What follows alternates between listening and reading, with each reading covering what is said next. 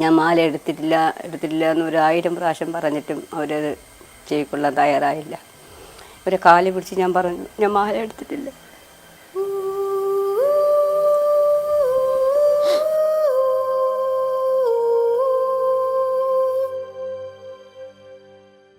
ഈ ബിന്ദു കറുത്തവളാണ്. എന്നുവെച്ചാൽ കള്ളിയാവാനുള്ള എല്ലാ ശാരീരിക യോഗ്യതകളുമുള്ളവൾ.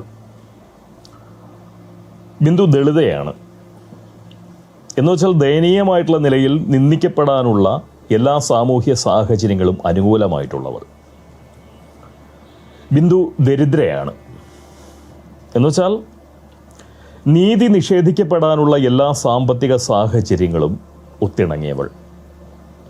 അങ്ങനെ എല്ലാ കുറവുകളും തികഞ്ഞ, ഒട്ടും തന്നെ സാമൂഹ്യ മൂല്യമില്ലാത്ത, തീർത്തും അപ്രസക്തയായിട്ടുള്ള ശ്രീമതി ആർ ബിന്ദുവിനെ മുൻനിർത്തിക്കൊണ്ടാണ് പോങ്ങൻ ഇന്ന് ചിലത് പറയാനുള്ളത്. എന്താണ് ബിന്ദു ചെയ്ത കുറ്റം? ബിന്ദു പ്രധാനമായും 2 കുറ്റങ്ങളാണ് ചെയ്തത്. ഒന്ന്, ഈ പ്രബുദ്ധ കേരളത്തിൽ ദളിതയായും ദരിദ്രയായും ജനിച്ചു. 2, സ്വന്തം വീട് നോക്കാനായി കണ്ടവന്റെ വീട്ടിൽ പണിക്ക് പോയി. ഇത് രണ്ടുമാണ് ബിന്ദു ചെയ്ത പ്രധാന കുറ്റങ്ങൾ. ഇനി ബിന്ദുവിന് മേൽ ആരോപിക്കപ്പെട്ട കുറ്റം അതെന്താണ് എന്നൊന്ന് നോക്കാം. നമുക്കെല്ലാവർക്കും അറിയാം, എങ്കിലും ഒന്നുകൂടി പറയാം. ബിന്ദു 500 രൂപയ്ക്ക് ജോലി ചെയ്തിരുന്ന ഓമന ഡാനിയേലിൻ്റെ വീട്ടിൽ നിന്നും സ്വർണ്ണമാല മോഷ്ടിച്ചു എന്നതാണ് അവർക്കുമേൽ ആരോപിക്കപ്പെട്ട കുറ്റം. ഈ പരാതി കൊടുത്തത് ഓമന ഡാനിയേലാണ്. ഓമന ഡാനിയേൽ നാമത്തിൽ ഓമനത്വമുള്ള ആ സവർണ സമ്പന്നയുടെ പരാതി കിട്ടിയ പാടെ നമ്മുടെ പോലീസ് ബിന്ദുവിനെ ആവാഹിച്ച് സ്റ്റേഷനിലേക്ക് വരുത്തി. ഉണ്ണാൻ കൊടുക്കാതെയും ഉറങ്ങാൻ വിടാതെയും അവർ ബിന്ദുവിനെ ചോദ്യം ചെയ്തു. ദാഹജലം ചോദിച്ചപ്പോൾ കക്കൂസ് വെള്ളം കുടിക്കാൻ പറഞ്ഞു, ഉപദേശിച്ചു, നിർദ്ദേശിച്ചു. ബിന്ദുവിൻ്റെ ഉടുതുണി ഉരിഞ്ഞ് പരാതിക്കാരിയായിട്ടുള്ള ഓമനയുടെ മാല പരതി. 20 മണിക്കൂറുകളാണ് അവർ സ്റ്റേഷനിൽ കഴിഞ്ഞത്. 20 മണിക്കൂർ. വീട്ടുകാരെ വിളിക്കാൻ പോലും അനുവദിച്ചിട്ടില്ല. എങ്കിലും ഭർത്താവിനെയും മക്കളെയും കൂടി കേസിൽ പെടുത്താമെന്നുള്ള വാഗ്ദാനം നൽകാനുള്ള സന്മനസ് അധികാരികൾ കാണിച്ചു എന്നുള്ളതാണ് പോങ്ങന് മനസ്സിലാക്കാൻ സാധിച്ചത്. ഭയവും അനിശ്ചിതത്വവും അപമാനവും ആത്മനിന്ദയും നിസ്സഹായതയും നിറഞ്ഞിട്ടുള്ള ആ 20 മണിക്കൂറുകൾ ബിന്ദു അനുഭവിച്ചിട്ടുള്ള മാനസികാവസ്ഥ നമുക്കാർക്കും മനസ്സിലാവുകയില്ല. കാരണം നമ്മൾ മലയാളികളെ സംബന്ധിച്ച് മനസ്സലിവും ദയയും സഹജീവി സ്നേഹവും കരുണയുമൊക്കെ സ്വന്തം സ്വഭാവത്തിന് മഹത്വം പകരാനുള്ള ആഡംബര മനോഭാവങ്ങൾ മാത്രമാണ്, അല്ലേ? തരാതരം പോലെ സമൂഹത്തിന് മുന്നിൽ നമ്മളതെടുത്ത് അണിയുന്നു എന്ന് മാത്രം. അതുകൊണ്ട് ബിന്ദു അനുഭവിച്ച പ്രയാസങ്ങൾ എത്രയെന്ന് പ്രബുദ്ധ മലയാളികൾക്ക് ഒട്ടും തന്നെ മനസ്സിലാവില്ല എന്ന് പറയുന്നൊരു പക്ഷമാണ് പോങ്ങനുള്ളത്. അഭിമാനമുള്ളവർക്ക് മാത്രമേ അപമാനം ഏൽപ്പിക്കുന്ന പരിക്കിൻ്റെ ഗൗരവം തീർച്ചയായിട്ടും മനസ്സിലാക്കാൻ സാധിക്കുകയുള്ളൂ. സത്യത്തിൽ ബിന്ദു എന്ന സ്ത്രീയുടെ മനസ്സ് അത് പൂർണ്ണമായും കൊല്ലപ്പെട്ട് കഴിഞ്ഞിരിക്കുന്നു എന്ന് പറയുന്ന ഒരു മനസ്സിലാക്കലാണ് പോങ്ങൻ്റെ ഉള്ളിലുണ്ടായിട്ടുള്ളത്. കാരണം അവർ അനുഭവിച്ചിട്ടുള്ള അപമാനം അത്രത്തോളം ഗുരുതരമായിരുന്നു എന്നാണ് എൻ്റെ അഭിപ്രായം. നേരത്തോട് നേരം നീണ്ട തടവുവാസം അവർക്ക് നൽകിയത് ഒരേ ഒരു പ്രയോജനം മാത്രമാണ്. അതിനെപ്പറ്റി തീർച്ചയായിട്ടും ബിന്ദു തന്നെ പറയട്ടെ, അല്ലേ? നമുക്കൊന്ന് കേൾക്കാം. ഭയങ്കരമായിട്ട് എന്നെ ചീത്ത വിളിച്ചു. ഇവിടെ നിന്ന് അറ്റം വരെ എന്നെ ചീത്ത വിളിച്ചു. ഞാൻ കേട്ടിട്ട് കൂടിയില്ല അങ്ങനത്തെ ഭാഷകൾ. അങ്ങനെ എന്നെ ചീത്ത വിളിച്ചു. ഉറക്കവും ഊണും ദാഹജലവും ഒക്കെ നിഷേധിച്ചുവെങ്കിലും ജീവിതത്തിൽ അതുവരെ കേൾക്കാത്ത തെറികൾ ബിന്ദുവിന് സമ്മാനിക്കാൻ അവർ തയ്യാറായി പോലീസുകാർ. അത് പക്ഷേ ബിന്ദുവിന് മാത്രം തരപ്പെടുന്ന ഒരു ഔദാര്യമാണെന്ന് പറയാനും പറ്റില്ല കേട്ടോ.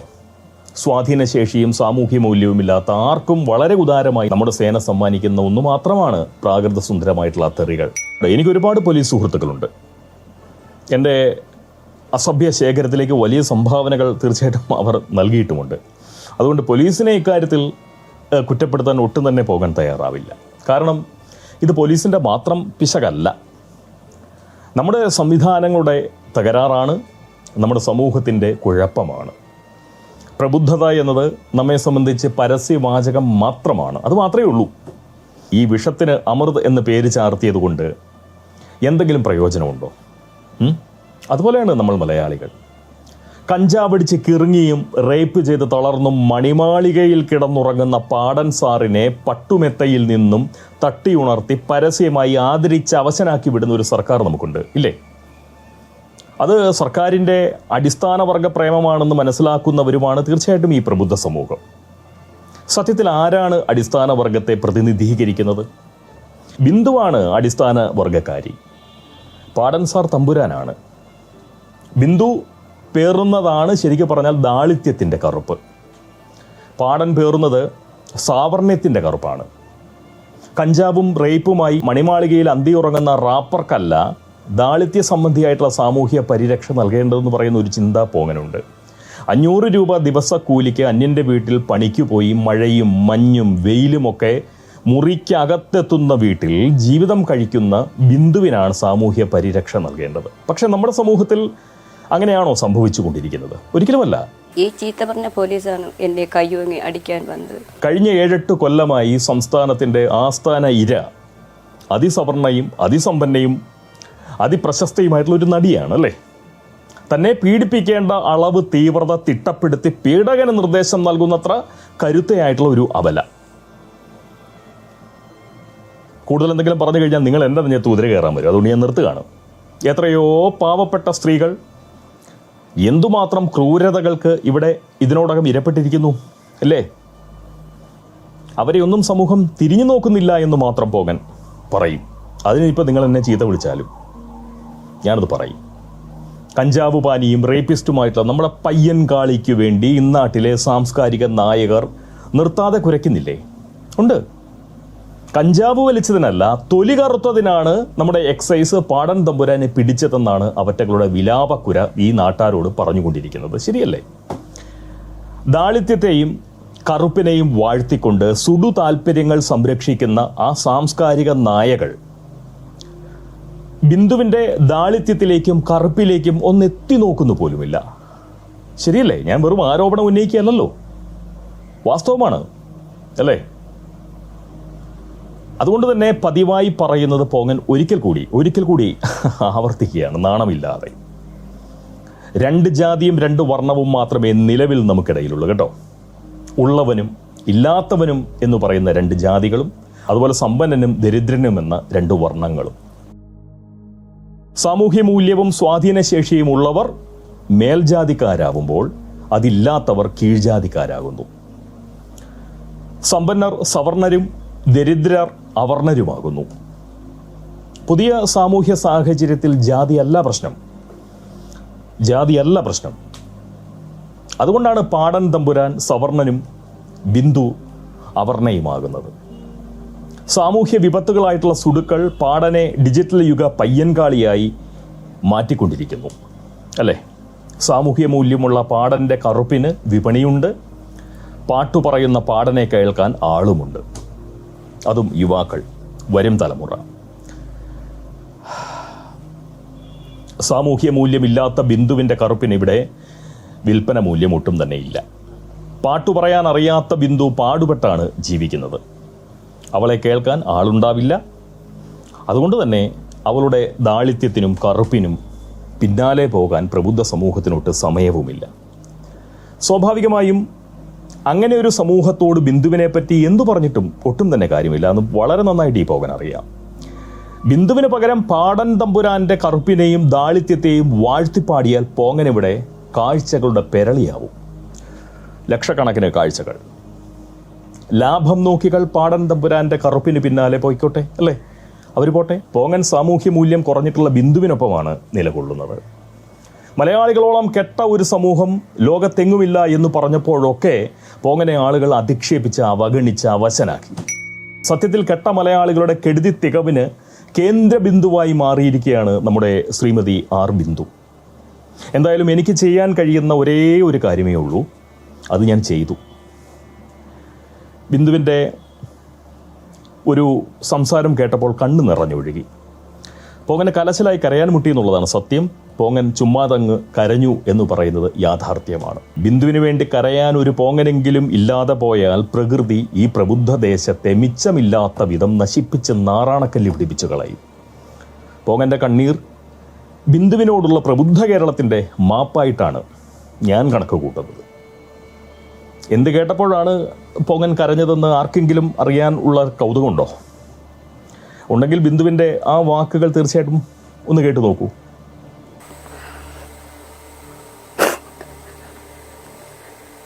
ഞാനൊരു പിന്നെ കാണാൻ ഭംഗിയില്ല, കറുപ്പ്, എൻ്റെ നിറത്തിൻ്റെയൊക്കെ ഇതുകൊണ്ടായിരിക്കാം ഇവരെന്നോട് ഇത്രയും ക്രൂരത എന്നോട് ചെയ്തെന്ന് എനിക്ക് മനസ്സിലായി. എനിക്ക് അങ്ങനെ മനസ്സിലാക്കാൻ കഴിഞ്ഞുള്ളൂ.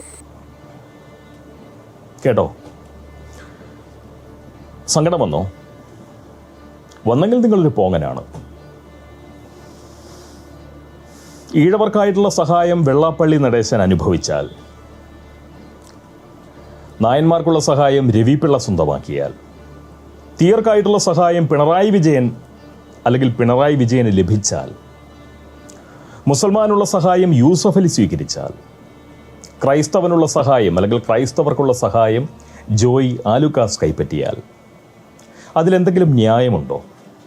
നീതിയുണ്ടോ? അതുപോലെയാണ് ബിന്ദുവിന് നൽകേണ്ട സാമൂഹ്യ പരിരക്ഷ നമ്മുടെ പാടൻ തമ്പുരാൻ അല്ലെങ്കിൽ ആ പാടൻ തമ്പുരാന് സമൂഹം സമ്മാനിക്കുന്നത്. മണിമാളികയിൽ പാർക്കുന്ന കഞ്ചാവ് പാനിയായിട്ടുള്ള ഒരു റേപ്പിസ്റ്റിന് സർക്കാർ നൽകുന്ന പരിഗണന അടിസ്ഥാന വർഗ ജനതയ്ക്ക് നൽകുന്ന പരിരക്ഷയല്ല, ഒട്ടും തന്നെയല്ല.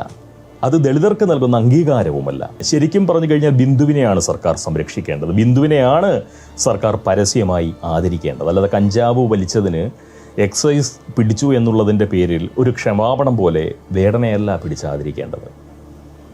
20 മണിക്കൂർ പോലീസ് സ്റ്റേഷനിലിട്ട് വല്ലാതെ അങ്ങോട്ട് മനപ്രയാസപ്പെടുത്തിയ നമ്മുടെ ആ പാവം ബിന്ദുവിനെയാണ് ആദരിക്കേണ്ടത്, ക്ഷമ പറയേണ്ടത്. അത് തിരിച്ചറിയാത്ത നമ്മൾ വെറും നാറികളാണ്, രസ്യൻ പരനാറികൾ. സ്വയം പ്രബുദ്ധരായി ആരോപിക്കുന്ന സദ്ബുദ്ധി കെട്ട സ്വാർത്ഥ പരിഷകൾ. മുഖ്യമന്ത്രിയുടെ ഓഫീസിൽ നിന്നും ബിന്ദുവിന് അപമാനം ഏൽക്കേണ്ടി വന്നു. അവർക്ക് നൽകാൻ ഈ പോങ്ങൻ്റെ കൈവശം അല്ലെങ്കിൽ വാവശം ഒന്നേ ഉള്ളൂ,